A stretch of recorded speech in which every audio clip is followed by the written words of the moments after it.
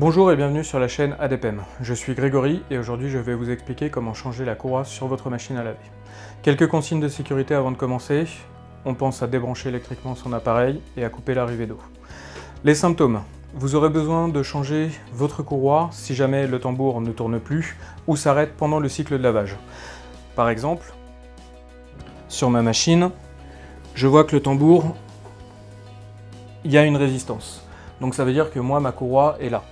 Si le tambour tourne très librement et très rapidement, un peu plus que ça par exemple, il y a de fortes chances pour que votre courroie soit cassée. Les outils que je vais utiliser pour effectuer cette réparation. Une visseuse, un tournevis fonctionne très bien aussi, et une paire de gants pour éviter de me blesser. Donc on a tourné notre machine et on va démonter le panneau arrière.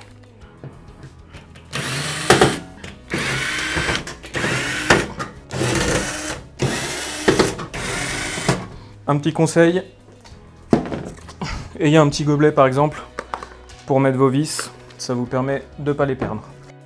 Alors pour l'enlever, enlever par le haut, et voilà. Là on voit donc notre courroie, donc là on voit qu'elle tourne.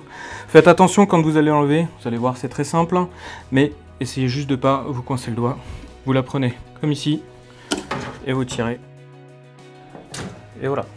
Ok, donc maintenant qu'on a enlevé notre courroie, on a la nouvelle. Donc, sur votre courroie, vous avez des inscriptions. Alors, le 1205, comme vous voyez là, correspond à la longueur de la courroie en millimètres. Le PJE, le J est surtout important, c'est lui qui donne la forme de vos stries. Le 5 correspond au nombre de stries que vous avez sur votre courroie. Donc là, on a notre nouvelle. On la sort. Hop. Alors, sur ce modèle-là, le constructeur a changé la courroie et a mis une 1208 maintenant. Il y a 3 mm de différence, ça ne sera absolument pas visible quand vous allez la monter. On voit bien que c'est une PJE aussi. Il n'y a pas le 5 de marqué, il vous suffit de compter le nombre de stries, et voilà. On a notre poulie du moteur, c'est sur cette partie-là que vous allez mettre votre courroie. Les stries toujours vers l'intérieur, et on va se servir de la poulie comme d'un guide. On la met d'abord en bas sur la poulie du moteur. Hop, on positionne les stries sur la poulie. Vous mettez une partie, hop, en évitant de coincer vos doigts, sur la poulie du tambour et vous faites tourner comme pour remettre une chaîne de vélo. Alors attention, comme c'est des courroies extensibles, il faut bien les maintenir pour pouvoir la faire passer dessus.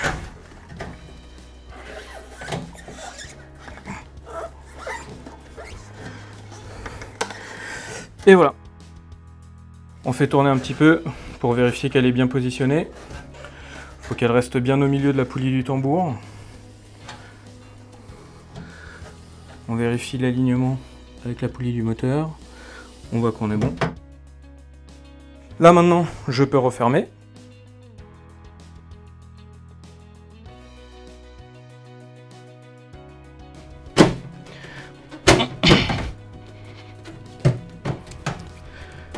Voilà.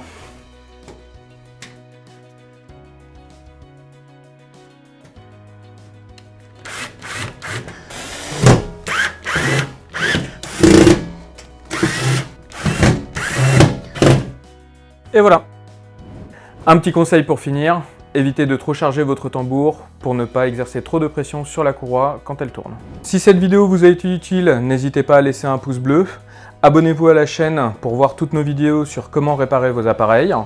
N'hésitez pas, si vous avez une question, à la laisser en commentaire. Vous trouverez dans la description les liens vers notre site adpm.com pour vous permettre de trouver toutes les pièces qui correspondent à votre appareil. Et à bientôt sur ADPM.